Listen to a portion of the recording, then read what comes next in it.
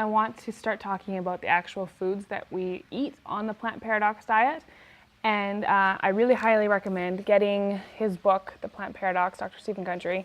On page 201, it goes into a foods list of what you should eat and what to avoid, the say yes and say no lists. And even for me, being like a total health nut for almost my entire life, this was kind of shocking. Things like tomatoes and pickles and cucumbers, things with seeds that I thought were vegetables but are actually fruits.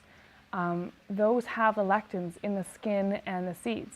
On a note on the tomatoes though, the Italians have known for centuries to peel and de-seed their tomatoes when they're making their pasta sauce. And my mother is just reminding me today of that wonderful vitamin that you get from tomatoes. You can only get from tomatoes.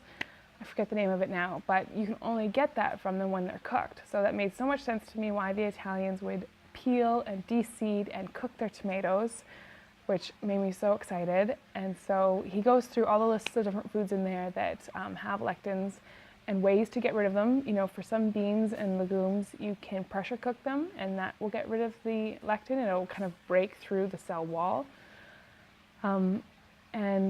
But yeah, definitely when you first see that food list, you can be off-put. I know I was just like, what do you mean I can't eat chia seeds and quinoa? Like, these are the things that I've been eating for so long. Maybe that's still why I have this autoimmune disease and it hasn't been healed yet.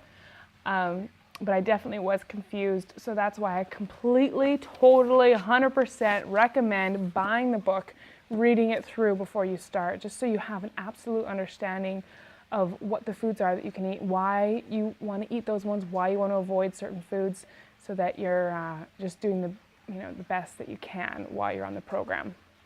I definitely want to do that. I mean, I'm a big fan of sourdough bread.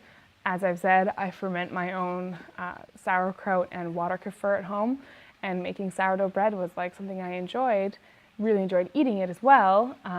But those can contain lectins as well, depending on the butter that I'm using, if it comes from an A1 cow versus an A2 cow, a Jersey versus a Holstein cow. So there's so much to know. Please don't get overwhelmed. If you have any questions, like, I'd be so happy to answer them for you. But I just really recommend taking it slow and reading the book thoroughly and just knowing that you can heal your autoimmune diseases. And it's just so exciting because we can heal our gut. And as Hippocrates says, all disease starts in the gut. So if we can heal that gut, then all health begins in the gut as well.